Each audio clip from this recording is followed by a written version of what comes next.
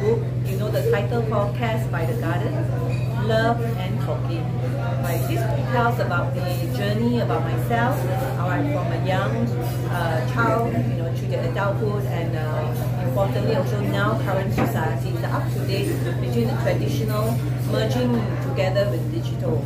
Alright, so how do we merge between the traditional as well as the digital itself? So this life journey tells about the life challenges between when you are in the journey of the darkest side of your life.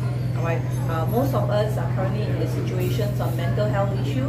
How do you overcome mental health challenges as well? How do you overcome whenever pressure are on you and your darkest, whether it's in your financial, in your relationship, in marriage, or even in business?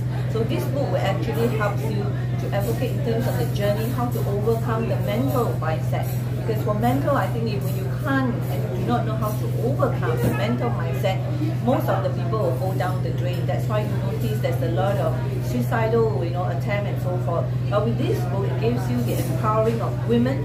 Importantly, how do you overcome challenges, be it your challenges is in business, in relationship, in family, in career, and in businesses. So this book gives you all the necessary information in the book on overcoming all these challenges that you might face in life itself.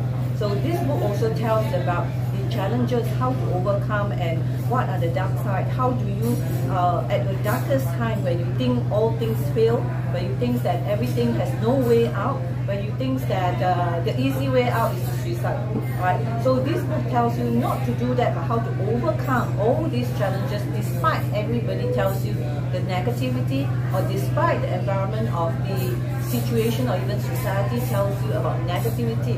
How can you overcome all these things? So these books basically, Cast by the Garden, is to share with you how do you overcome this and to love, especially also to people. How do you love and how do you forgive? Forgive people who have hurt you. Forgive people who say harsh words on you. Forgive people on thinking that if they hurt you, most of the time you get negative. You think about they dislike you, or you think how they hurt you, that is so pain that your mind will always think of negativity. You'll always think of hatred because they have hurt you so deeply, and they are your loved ones. It could be your family, it could be your husband, or it could be your children who say harsh words on you and you feel so hurt. Because I'm a mother, I'm a wife, I'm a businesswoman, and also a career woman. How do we embrace all this into life? And this will actually help, this book will help to share with all these things itself, that when sometimes people say things to you, harsh words, it could be they are not in the right frame of mind themselves. They face their own challenges. They could out of frustration tells you about negativity, and that gives you a hurt. Right? Sometimes you meet also betrayal, friends, your loved ones who betray you over things that you have never or least expected. How do you overcome this betrayal? Because betrayal is the deepest, right? Especially it is your loved one. How do you overcome this betrayal? Because each time you look at a person, your anger comes in. Each time you look at the face of this person, the hatred comes in. So how do you overcome this betrayal? In order to overcome the betrayal, you have to forgive. Because when you don't forgive them, you will always be in an angry mood. You will always be upset. You will always hate the person that you see. Even they didn't say a word, you look at their face, you get angry. Right? Because they have hurt you deeply. So this book teaches you how to forgive people. Because when you don't forgive others, you will live in a very miserable life. But when you learn to forgive and let go, actually you realize the door opens a lot of opportunity. And you will know that when you learn to forgive, actually many blessings starts to come. When you learn to forgive people, you see the peace in everybody. When you learn to forgive people, you learn to love them, you learn to forgive them, actually many things comes in peace, in joy, in hope. And importantly, you become an inspiration to others. So my book itself, my motto of my book is I aspire to inspire before I expire. So basically, this is the whole journey of my book that I like to encourage all of you out there, all right, to become an inspiration. And every one of us have a good story to tell. And I like Indonesia because, like I say, a rich culture that has many different cultures to inspire many, even interstates of Indonesia. All right, you have many things to inspire one another, to influence one another. importantly is to impact many as well. Most importantly, if you are parents, you want to impact and influence the next generation.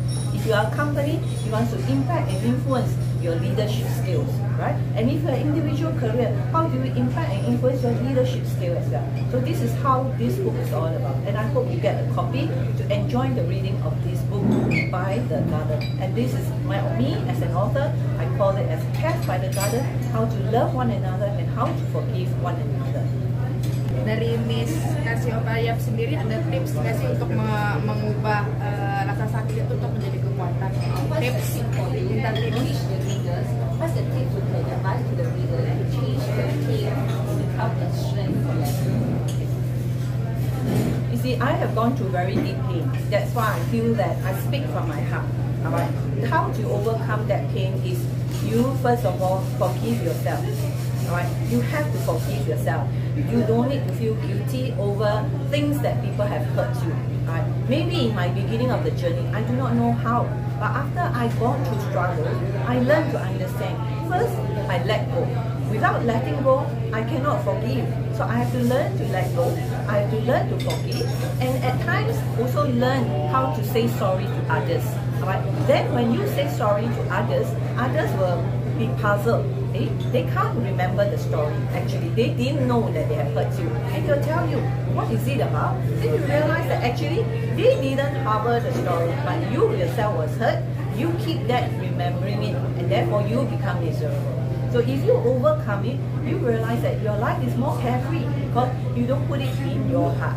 So remember, how to overcome that pain is always learn to accept it, reflect upon it, and then let go. Once you let go, new things will unfold. Because when you don't let go, new things cannot come in. Right? It's just like when you have a glass of water.